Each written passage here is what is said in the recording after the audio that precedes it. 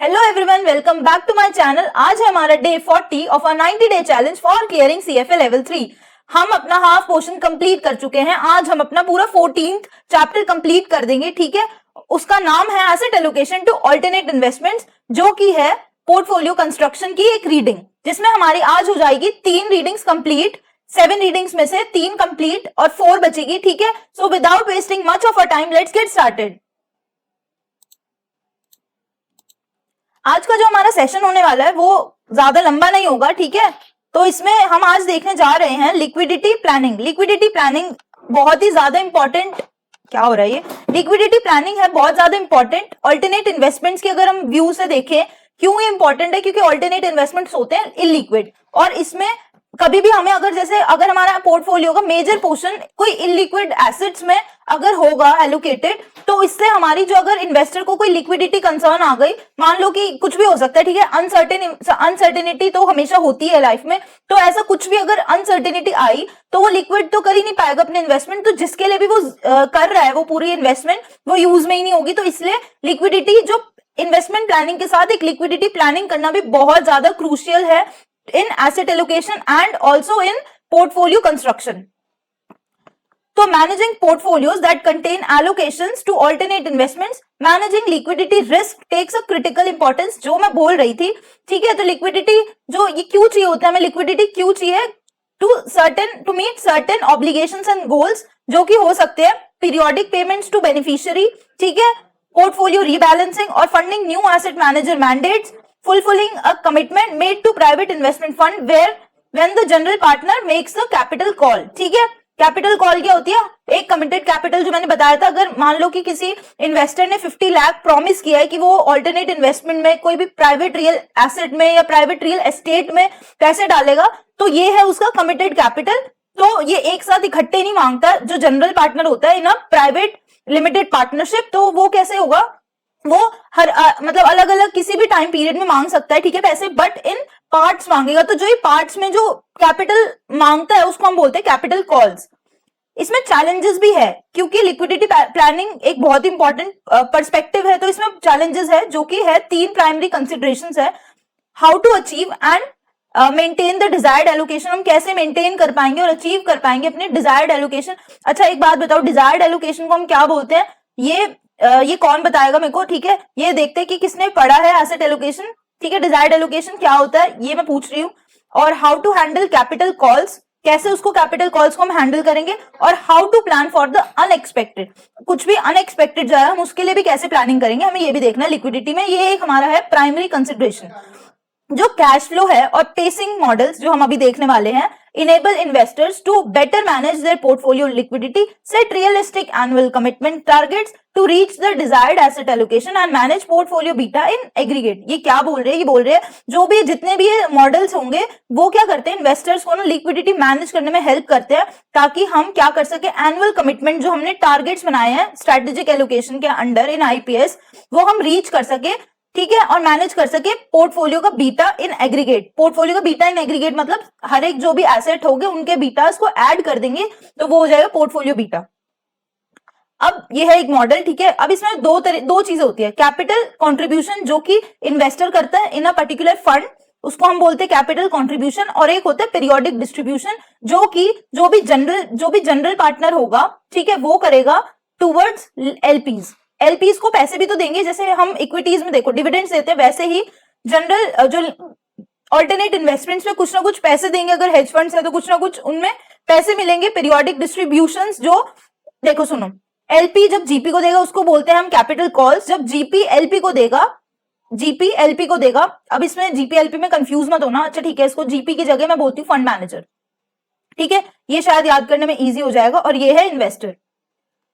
ठीक है, इन्वेस्टर जब फंड मैनेजर को पैसे देंगे तो वो क्या होगा, कैपिटल कॉल। जब फंड मैनेजर इन्वेस्टर्स को पैसे देंगे, ठीक है, in the form of a profit, उसको हम क्या बोलते हैं, पीरियोडिक डिस्ट्रीब्यूशन। ठीक है, डिस्ट्रीब्यूशंस बोलते हैं। अच्छा ठीक है, अब ये बोल रहे हैं कि जो कैपिटल कंट्रीब्यूशन है वो क्या होगा, रेट ऑफ कंट्रीब्यूशन और capital commitment minus paid in capital. अब मैं इसको समझाती हूँ ऐसे एज एन एग्जांपल। अगर मान लो 50 लाख का एग्जांपल चल रहा है, ठीक है, 50 लाख कमिटेड कैपिटल है। अब ईयर 1 में अगर मैं कैपिटल कंट्रीब्यूशन, अगर इसको ऐसे सीसी इन पीरियड 1 लिखूं, ठीक है, और मैं बोल रही हूँ कि पीरियड 1 में ना, इधर लिख देती हूँ, पीरियड 1 में, ईयर 1 में मेरे को चाहिए 25%, ईयर 2 में मान लो मेरे को चाहिए 50%, ठीक है। तो अब इसमें CC1 यानी कि कैपिटल जो कंट्रीब्यूशन, कितना मैं कंट्रीब्यूट करूंगी, 50 लाख का 25%, ठीक है, यही होगा। अब ये जो भी नंबर आएगा वो, ठीक है, इसका 50 का 25% कितना हो गया, 50 का 25%, 25 12.5, हाँ, तो इसमें से हम कितना करेंगे, 12.5 लाख हम फर्स्ट ईयर में कर देंगे। अब CC2, अब हम सेकेंड ईयर में कितना कंट्रीब्यूट करेंगे, 50%, बट 50% किस चीज का मैं बताती हूँ। 50% क्या हो गया, देखो जो कैपिटल कमिटमेंट है वो कितनी है, 50, माइनस में पेड इन कैपिटल, कितना मैं दे चुकी हूँ ऑलरेडी पैसा, वो है 12.5, मल्टीप्लाइड बाय ईयर 2 में मेरे को कितना देना है, 50%, इसका 50%, तो ये ऐसे निकलेगा कैपिटल कॉन्ट्रीब्यूशन, ठीक है। अब वैसे ही पीरियोडिक डिस्ट्रीब्यूशन क्या होता है, paid to capital, sorry paid to investors. अब डिस्ट्रीब्यूशन जो है वो है फंक्शन ऑफ NAV, जितनी भी NAV होगी किसी भी फंड की, उतनी हमारा क्या होगा, डिस्ट्रीब्यूशन होगा। अगर NAV इंक्रीज हो रही है, जैसे जैसे कैपिटल कॉन्ट्रीब्यूशंस हो रहे हैं इंक्रीज, और as the underlying investments appreciate, हमारी जो फंड की वैल्यू है वो इंक्रीज हो रही है। अच्छा, NAV कैसे इंक्रीज हो सकता है एक फंड का, कि कोई भी NAV इंक्रीज कैसे होगा, जब इसमें पैसे आएंगे या फिर ये ग्रो होगा, ठीक है, वो दो रीजन है, तो इससे क्या होगा, NAV इंक्रीज होगा, NAV इंक्रीज होगा तो हमारा डिस्ट्रीब्यूशन भी इंक्रीज होगा, ठीक है। NAV कैसे गिरेगा, अगर इसके ये जो फंड है ये डेप्रिशिएट होगा, प्लस जो इसके हमारे जितने ज्यादा डिस्ट्रीब्यूशन हो गए उल्टा ही होगा, ठीक है। तो हम कैसे निकालते हैं, इसमें बोले distribution at time T, distribution at time T is equals to rate of distribution at time T, कि हम कितना डिस्ट्रीब्यूट करें एक साल में, NAV जो भी चल रहा है प्रीवियस ईयर में और जो भी ग्रोथ हुआ है, ठीक है, and NAV at time T, ठीक है। तो इसको क्या बोल रहे हैं, NAV एट टाइम टी कैसे निकालेंगे, प्रायर NAV और 1 plus growth rate plus contribution जो भी हुआ माइनस डिस्ट्रीब्यूशन, सिंपल, ठीक है। ये क्या है, ये वाला फॉर्मूला हमें याद रखना है। डिस्ट्रीब्यूशन हम कैसे करेंगे, जो भी प्रीवियस ईयर का जो भी NAV था, क्योंकि हम इस साल का NAV कैसे निकालेंगे, इस साल के NAV से ही तो हम उसका कुछ परसेंटेज पैसे देंगे। NAV एट टाइम टी, एक सेकेंड इसको इरेज कर देती हूँ मैं, NAV एट टाइम टी क्या होगा, जो भी NAV जो है हमारा T माइनस 1 में, ठीक है, इनटू में जो भी जितनी भी ग्रोथ रेट थी 1 प्लस G, सिंपल, ठीक है। तो ये हो गया हमारा, ये इसका पूरा लिखा, और जो ये वाला पोर्शन है उसका परसेंटेज जितना भी हमें डिस्ट्रीब्यूट करना है वो हमारा आ जाएगा distribution paid to investors at time T, एक साल का आएगा, ठीक है। और रेट ऑफ डिस्ट्रीब्यूशन कैसे निकलेगा, T अपॉन में LB, ठीक है। इसका मतलब ये गिवन होगा, ठीक है, इसलिए इस पे ज्यादा ध्यान मत देना, ये गिवन होगा रेट ऑफ टाइम टी और NAV एट टाइम टी, जो ये लिखा है NAV एट टाइम टी, इसमें जब हम ये सारी चीजें, अगर मैं इसको इग्नोर कर रही हूँ तब ये वाला फॉर्मूला आएगा, बट अगर मैं इसमें कॉन्ट्रीब्यूशंस भी ले लूँ और डिस्ट्रीब्यूशंस भी, क्योंकि मैं इनिशियल ईयर की बात कर रही थी इसलिए मैंने ये कंसिडर नहीं किया, बट अगर मैं अगले नेक्स्ट ईयर की बात कर रही हूँ तो जितने कॉन्ट्रीब्यूशंस आ रहे हैं माइनस जितने मेरे को डिस्ट्रीब्यूशन देना है वो भी डिडक्ट होंगे, ठीक है, क्योंकि वो NAV को क्या करता है, इफेक्ट करता है। अब बोल रहे हैं कि preparing for the unexpected, preparing for the unexpected मतलब कुछ भी, जब अगर मान लो एक पोर्टफोलियो बना हुआ है हमारा, पूरा इन्वेस्टमेंट प्लानिंग एक जो भी एक इन्वेस्टर है वो कर रहा है, एक अनएक्सपेक्टेड का मैं एक एग्जांपल दे देती हूँ। मान लो कि दो है, ठीक है, दो कपल है, एक कपल है हस्बैंड एंड वाइफ, उसमें से जो दो लोग थे, ठीक है, अब दोनों अर्निंग है, बट उसके अर्निंग में देखो ऐसे कि एक पर्सन ये है हस्बैंड और एक है ये वाइफ, ठीक है, दोनों अर्निंग मेंबर है। अब मान लो कि इसकी सैलरी 1 लाख है और इसकी भी सैलरी 1 लाख है, ठीक है। अब इन दोनों ने क्या डिसाइड किया कि जो 1 लाख है ना वो पूरी मेरी इन्वेस्टमेंट में जाएगी, ठीक है, पूरे फंड में, और ये वाइफ बोल रही है कि चलो ठीक है 1 लाख जो है ये रिमेनिंग जो हमारे कंजम्पशन एक्सपेंडिचर होंगे उसमें जाएगी। अब मान लो कि जो वाइफ है या फिर जो एक इनमें से कोई भी स्पाउस वो बीमार हो जाता है या बहुत ज्यादा क्रिटिकली इल हो जाता है, ठीक है, अब वो काम पर नहीं जा सकता, तो जो इसके क्या उसको सैलरी मिलेगी, नहीं मिलेगी, तो जो 1 लाख है क्या वो उसमें उतना ही 1 लाख कंट्रीब्यूट कर पाएगा उस फंड में, नहीं कर पाएगा, क्योंकि जो अब उनकी जो बहुत ज्यादा अनएक्सपेक्टेड जो उन्होंने एक्सपेक्ट नहीं किया था वो हो गया है, तो इसकी वजह से जो फंड का कॉन्ट्रीब्यूशन है वो भी अफेक्ट होगा। तो उसको हम कैसे डील करते हैं, उसके लिए कैसे प्रिपेयर होते हैं वो इसमें समझाएंगे। जो इन्वेस्टर है हमें सबको पता है अपफ्रंट कमिटमेंट जो उसने दी है वो उसको over a period of 3 to 4 years उसको पे करनी पड़ती है। जो लिमिटेड पार्टनर है ना वो ऑब्लिगेटेड है उस कैपिटल कॉल को, जो कैपिटल कॉल जो बोल रहे फंड मैनेजर की इन्वेस्टर को कि पैसे देने कैपिटल कॉल आई है, ठीक है, वो उसको देने पड़ते हैं विद इन 30 days, मतलब 1 महीने का टाइम दे रहे हैं। It is not practical. ये अब ये प्रैक्टिकल तो नहीं है, चलो 50 लाख की कमिटमेंट दी है तो अब मैं क्या पूरा 50 लाख अलग निकाल के रख दूं कि ये मेरे को कमिटमेंट देने, तो नहीं ना, मैं ऐसा नहीं करूंगी। 12.5 अगर फर्स्ट ईयर में अब चला गया तो हमारे पास कितना बचा है,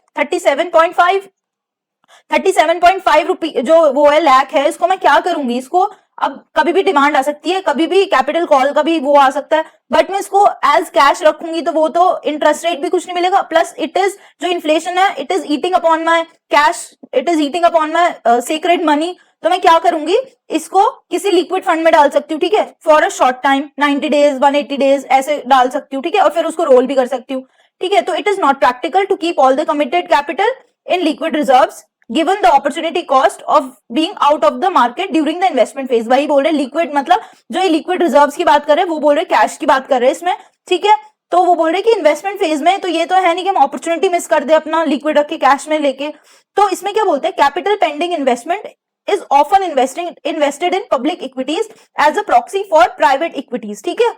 जो मैं लिक्विड फंड्स की बात कर रही हूँ वो वही है कैपिटल इक्विटीज की। द मॉडल पैरामीटर जो कैश इनफ्लोज है और कैश आउटफ्लोज है वो प्योरली बेस्ड ऑन जजमेंट है। अब हमें थोड़ी पता है कि कितना कैश फ्लो और कितना इनफ्लो आएगा, तो वो प्योरली बेस्ड ऑन जजमेंट है।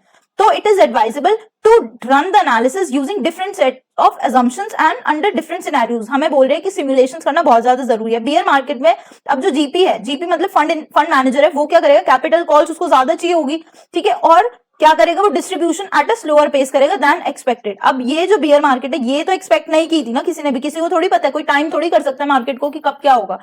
तो ठीक है, if the fund is scheduled to begin liquidation, अगर मान लो लिक्विडेशन चालू हो गई है किसी फंड की, तो when the investors public market portfolio is performing poorly, मान लो कोई फंड है वो बिल्कुल अच्छा परफॉर्म नहीं कर रहा और लिक्विडेशन, उसको जो फंड है उसको लिक्विड करने का टाइम आ गया, तो जीपी क्या करेगा, will exercise his option to extend the fund life, fund की लाइफ को इंक्रीज करने की कोशिश करेगा। तो ये सारी क्या है, कंटिजेंसीज है, अनएक्सपेक्टेड जो नहीं हो सकता, मतलब जो अनएक्सपेक्टेड है वो है कंटिजेंसी। तो उसको क्या करेंगे, हम मॉडल करेंगे as part of stress testing the asset allocation. ये भी हम जो कैसे करेंगे, हम इसको स्ट्रेस टेस्टिंग करेंगे, सिमुलेशंस करेंगे इसके फिर उसको, ये मतलब एक जजमेंट ही है, ये कोई हम ऐसे पूरा परफेक्ट नहीं उसको मॉडल कर सकते, बट हम एक थोड़ा सा एजम्पशंस लेके चल सकते हैं।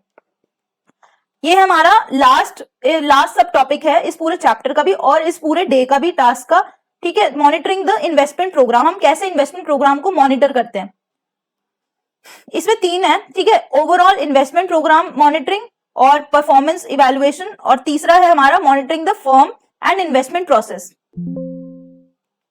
तो इसमें बोल रहे हैं कि जो हम ओवरऑल इन्वेस्टमेंट प्रोग्राम की जो मॉनिटरिंग करते हैं वो कैसे करते हैं, हम गोल्स के रिलेटिव में करते हैं, ठीक है।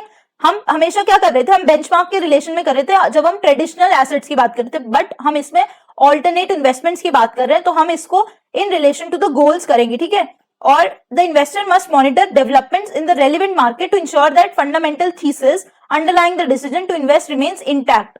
Only by monitoring the development of the portfolios will the investor be able to adjust course and ensure that allocation remains on the track to achieve goals established at the outset। इसमें बोल रहे हैं कि जो शुरू में जो भी हमारे गोल्स बने हैं उसके हिसाब से मॉनिटर डेवलपमेंट तो जरूरी है ना, कि टाइम टू टाइम, ताकि हम देख सके जो हमने गोल्स बनाए कि हमारा क्या गोल्स वो पूरा हो रहा है। सर्टेन टाइप्स ऑफ इवेंट्स जो मैंने बताया था, अभी एग्जांपल दिया था, can not be predicted, but इसलिए उसको वो बहुत जरूरी है कि हम टाइम टू टाइम उसको मॉनिटर कर सके, लिंकेज को between the asset allocation and investor goals, objectives and circumstances.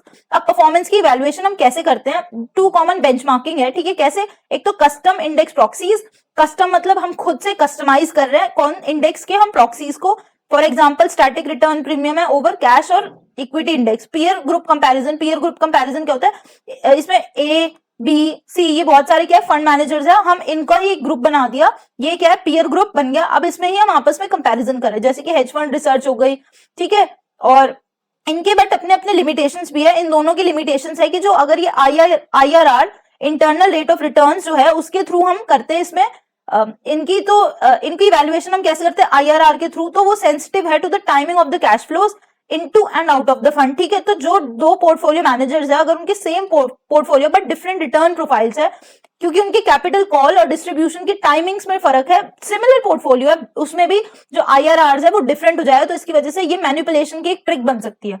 जो प्राइसिंग इश्यूज है ना, प्राइसिंग इश्यूज यानी कि स्टेल जो प्राइसिंग है, ऑल्टरनेट इन्वेस्टमेंट इलिक्विड है, उसकी जो डे टू डे ट्रांजैक्शन होती है वो हमारे पास नहीं है, तो प्राइसिंग इशू जो है कैन डिस्टॉर्ट रिपोर्टेड रिटर्न्स, जो हमने देख चुके हैं, और एसोसिएटेड रिस्क मैट्रिक्स।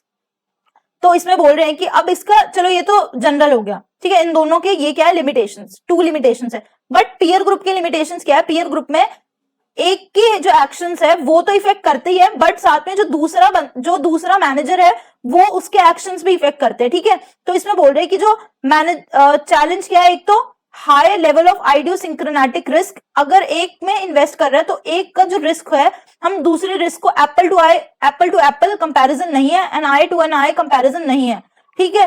तो इसमें बोल रहे हैं कि to gain performance inside beyond the numbers, हमें क्वालिटेटिव अंडरस्टैंडिंग करनी बहुत ज्यादा जरूरी है, नंबर्स के बियॉन्ड देखना है, हमें क्वालिटेटिव एनालिसिस करनी पड़ेगी। मॉनिटरिंग द फर्म, अब हम फर्म को और इन्वेस्टमेंट प्रोसेस को कैसे मॉनिटर करें, चलो हमने मॉनिटर कर लिया पूरा पोर्टफोलियो, अब बट हमें क्या जरूरी है कि हम फर्म को और इन्वेस्टमेंट प्रोसेस को भी मॉनिटर करें केयरफुली, ठीक है। तो उसमें की एलिमेंट्स क्या क्या है, फर्स्ट है हमारा की पर्सन रिस्क, की पर्सन रिस्क मैं बहुत बार समझा चुकी हूँ। अलाइनमेंट ऑफ इंटरेस्ट, किसके अलाइनमेंट ऑफ इंटरेस्ट, इन्वेस्टर और फंड मैनेजर के जो इंटरेस्ट है उनको सिंक्रोनाइजेशन होना बहुत ज्यादा जरूरी है, ठीक है। स्टाइल ड्रिफ्ट क्या है कि अगर मान लो मैं एक फंड मैनेजर हूं, मेरा स्टाइल ड्रिफ्ट हो गया, मतलब स्टाइल ड्रिफ्ट मतलब स्टाइल चेंज होना वैल्यू से ग्रोथ की तरफ, तो वो उसमें भी इन्वेस्टर को देखना चाहिए कि क्यों ये ऐसा चेंज हुआ है। रिस्क मैनेजमेंट में डिफरेंट रिस्क कैरेक्टरिस्टिक्स देखने चाहिए किसी भी इन्वेस्टर के, ठीक, फंड मैनेजर के। क्लाइंट एसेट टर्नओवर देखना चाहिए, review of clients and assets, इसमें क्या है, हमें ये देखना चाहिए अगर क्लाइंट एकदम सिग्निफिकेंटली इंक्रीज हुए तो वो क्यों है, डिक्रीज हुए तो वो क्यों है, एसेट्स अगर इंक्रीज हुई है क्या वो मैनेजेबल होगी, ठीक है, वो भी देखना है कि क्यों हुई है, अगर फॉल हुई है तो वो क्यों हुई है। क्लाइंट प्रोफाइल क्या है, क्लाइंट क्या वो लॉन्ग टर्म इन्वेस्टर है, ठीक है, या फिर वो न्यू है ऑल्टरनेट इन्वेस्टमेंट स्पेस में, ठीक है, लॉन्ग टर्म इन्वेस्टर्स है और उनके पास क्या कोई ऐसी हिस्ट्री है कि वो जैसे ही ट्रबल आता है वो फटाफट से पैसे निकालने लग जाते हैं। ये सारा क्या है, क्लाइंट की एक साइकोलॉजी है, वो हमें पता होना चाहिए। क्यों पता होना चाहिए, क्योंकि मान लो मेरे को स्ट्रॉन्ग कन्विक्शन है कि ये जो फंड मैनेजर है इसकी बहुत अच्छी स्किल्स है, एकदम आउटस्टैंडिंग स्किल्स है, बट जो एक्शंस ऑफ अदर्स होंगे उससे क्या होगा, लिक्विडेट होने के चांसेस ज्यादा हो जाएंगे। अगर ऐसे लोग ज्यादा है उस पर्टिकुलर फंड में जो एकदम से पैनिक सेलिंग करते हैं उनके उसमें, तो इसकी वजह से मैं बेनिफिट्स नहीं ले पाऊंगी उस स्किल्स उस मैनेजर के, ठीक है। If too many of our clients elect to redeem करना पड़ेगा तो मैनेजर को क्या करना पड़ेगा, पूरा फंड ही बंद करना पड़ सकता है, ऐसा भी हो सकता है। 7th है हमारा सर्विस प्रोवाइडर्स। सर्विस प्रोवाइडर्स कौन कौन, third party providers including administrators, custodians और ऑडिटर्स, ये हमारे सर्विस प्रोवाइडर्स। अब हमें ये भी देखना पड़ेगा क्या वो इंडिपेंडेंट है, रेप्यूटेबल जगह से है, तो हमें ये पीरियोडिकली चेक करना चाहिए कि इनके जो रिलेशन है वो इंटैक्ट है और क्या वो अच्छे से है, ये तो नहीं कि मतलब आपस में इनका कुछ क्लैश चल रहा है। If the service provider changes, तो हमें ये भी देखना चाहिए कि वो क्यों चेंज हुआ है, उसका क्या रीजन है, ठीक है। अगर वो फ्रीक्वेंटली कोई ऑडिटर चेंज हो रहा है, मतलब इसमें इस कंपनी में कोई ना कोई गड़बड़ी चल रही है, ठीक है, कुछ ना कुछ ऐसा फ्रॉड का चांस बन रहा है। Has the fund's AUM grown to a level that cannot be handled adequately by the current provider? इतना बढ़ चुका है कि क्या वो जो प्रोवाइडर है वो उसको स्केल नहीं कर सकता, वो सब भी हमें देखना पड़ेगा। हमें देखना चाहिए, एक्सप्लोर करना चाहिए। Motivation behind a change in service provider can uncover early warning flags deserving of further investigation, जो कि मैं अभी बता रही थी अगर सीए का कोई केस है तो।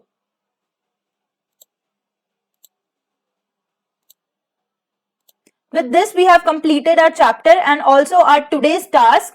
कल हम एक न्यू चैप्टर शुरू करेंगे, ठीक है, 4th चैप्टर, जिसमें प्राइवेट इन्वेस्टमेंट्स का थोड़ा कुछ ओवरव्यू है। पूरा चैप्टर लंबा चैप्टर है, 3 चैप्टर जिसमें लंबे हैं। ये वाला जो चैप्टर था हमने, ये वाला जो किया है, ये जो अब नेक्स्ट होगा और उसके नेक्स्ट वाला चैप्टर, ये 3 चैप्टर्स, इसके मुझे ऐसा लग रहा है बहुत ज्यादा एक जो बेस होता है वो है पूरा, इसका हार्ट है, जैसे कि पोर्टफोलियो कंस्ट्रक्शन CFA लेवल 3 का हार्ट है, ठीक है। और अगर किसी को कोई भी डाउट्स हो रहा है या कुछ भी चीज पूछना है, क्वेश्चंस कर लेना। टाइपिंग प्रैक्टिस बहुत ज्यादा जरूरी है, फिर से मैं एम्फेसिस कर रही हूँ, ठीक है। टाइम बहुत पास आ रहा है, ज्यादा टाइम नहीं बचा है, तो इसकी रिवीजन भी करनी है, साथ साथ क्वेश्चंस भी करना है और टाइपिंग प्रैक्टिस भी करनी है, तभी हम क्लियर कर पाएंगे। और क्या कहते हैं, हमें और क्या करना है, टाइपिंग प्रैक्टिस, रिविजन, क्वेश्चंस, और हमें रेगुलर होना है, कंसिस्टेंट होना है।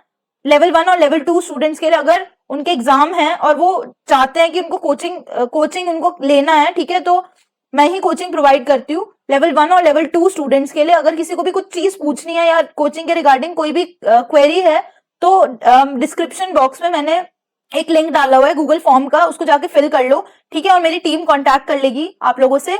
और बस इतना ही, ठीक है। Stay consistent, keep learning, happy studying. मिलते हैं अपने नेक्स्ट सेशन में। Bye bye, signing of.